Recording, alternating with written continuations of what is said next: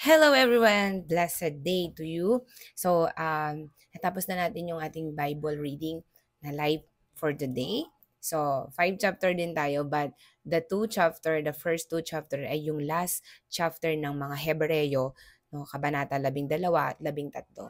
And we proceed to next book na babasahin natin for this month of July, which is Ezra chapter 1, 2, 3. So, we've read that in our Facebook Live. So if you want to read that and if you want to have a audio Bible MBB tag version kasi wala pa tayong audio Bible. So you can also search in YouTube. Meron din tayo sa mga nag-YouTube na nagba-Bible reading. But my takeaway for those Bible reading ay yung sa Ezra chapter 3 verse 11b, no, yung dineclare ng um, mga anak ng Lord, yung mga taga-Israel. Yung sabi niya, purihin si Yahweh sa kanyang kabutihan. Grabe, no? From beginning, God is so good. And hanggang ngayon, nararanasan natin yung kanyang kabutihan. Pag-ibig niya ay tunay. Yung pag-ibig niya ay sobrang wagas, no? Tapat, no?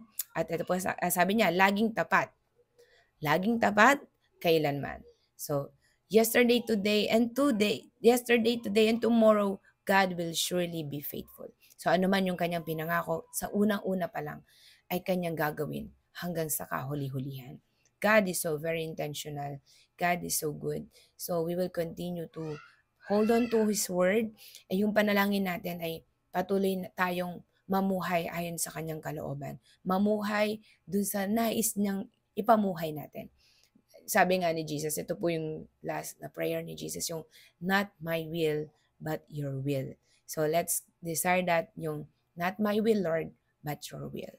So I hope na bless po tayo sa ating takeaway, and I continue to encourage you to read the Word of God and study it, and acknowledge the Holy Spirit, because the Holy Spirit is the only one who can give us the understanding, and He will surely guide us to the will of the Lord.